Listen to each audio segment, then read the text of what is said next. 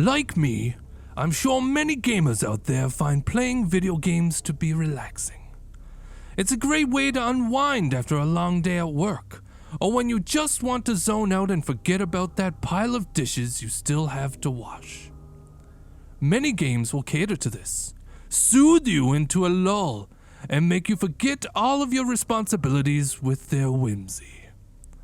You have your Marios of the world for cheerful and colorful fun, or maybe those blockbuster-ish games like Uncharted for that rich and intriguing adventure. All giving you that warm and fuzzy feeling while you snuggle on the couch with an oversized and over-buttered bucket of freshly popped popcorn. You know, a feel-good experience that you can discuss over dinner. But then there are some games that throw relaxation and joy right out the window. These games will make you second-guess your ability to make good decisions and punish you for making the slightest mistake. Or maybe, just maybe, it'll punish you for no other reason than just because. That, my friends, is exactly what Darkest Dungeon wants to do to you, and it'll do it while it stares at you with its beady, bloodshot eyes. It wants to summon the arcane demons of ages, long past and forgotten, to fight you every inch of the way. And you won't fight back. No, you'll keep coming back for more, and you'll love it despite what your instincts tell you. Darkest Dungeon, developed by Red Hook Studios, begins with you inheriting an opulent and imperial estate from one of your late ancestors.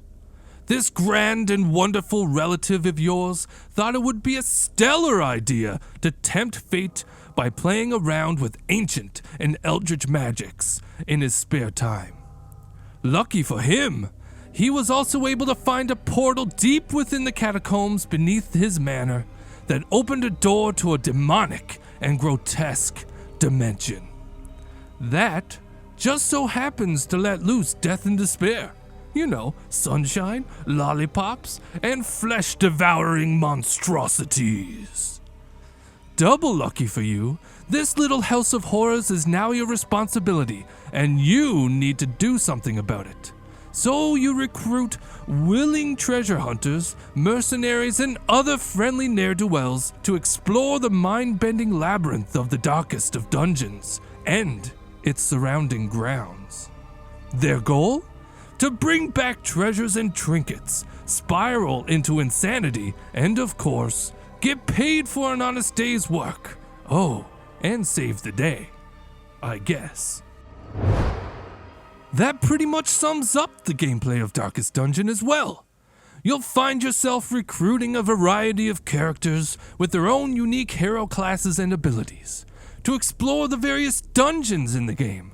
From the righteous crusader who focuses on swift and powerful melee attacks with a hint of holy magic, to the cursed and abhorrent abomination who can transform into a beast that feasts upon the undead legions you'll undoubtedly counter. And, as a turn-based dungeon-crawling RPG, you'll also be able to upgrade their equipment, find accessories to apply buffs and debuffs to your stats, and learn new skills or abilities. With its 15 classes, 17 with the DLC, there is an addicting layer of strategy in the game.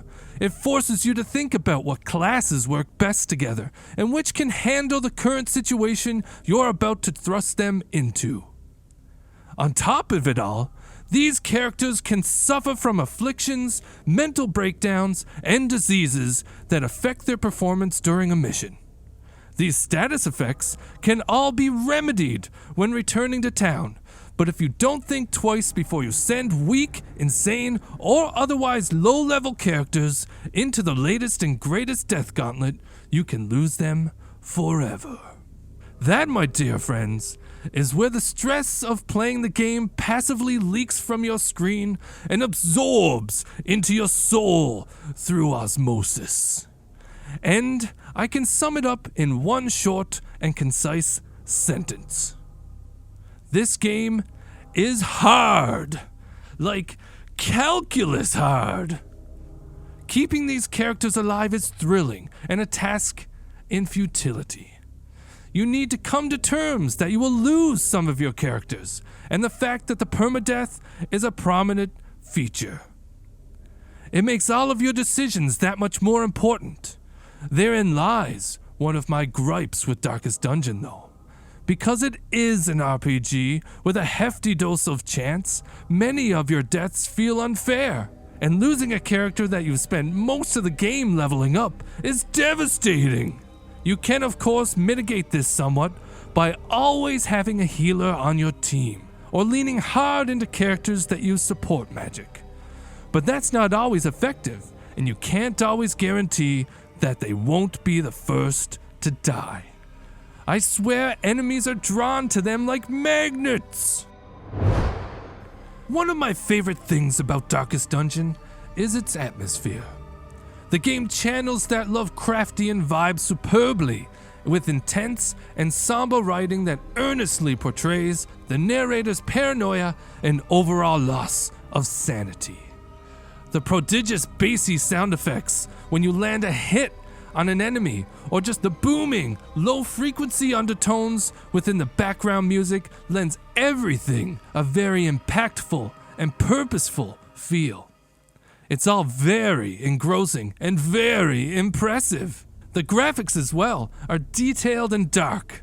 You can see the despair in the characters' faces, and the monsters are all threateningly outlandish. Every inch of every new area replicates what you would imagine H.P. Lovecraft would conjure up in one of his short stories. So basically, nightmare fuel that will traumatize you until the end of days. And although everything in the game seems like it was once extravagant, it now feels decrepit and sinister. I'll tell you one thing, I wouldn't touch half the things in those dungeons with a 10-foot pole while wearing a hazmat suit. The only thing I could really complain about would be character animations. It did feel a bit like you were controlling a bunch of marionettes on a shish kebab. It may not have taken away from the gameplay, but it did take away from the immersion of the game. Not a huge problem, mind you, but more fluid and hand-drawn animations would have really tied it all together. Darkest Dungeon is a dark, stressful, and intense game that may not be for everyone, but sometimes the hardest challenges reap the greatest rewards. I really enjoyed my time with the game, and it actually prompted me to dive into the fascinating H.P. Lovecraft stories it drew its inspirations from. That begs the question though, should you go out and try it? Well, Darkest Dungeon is certainly not for the faint of heart.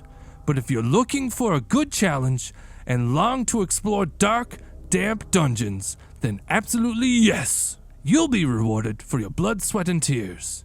On the other hand, if you're not a fan of losing your prized character and possibly a controller or two, then maybe you should just go play Mario.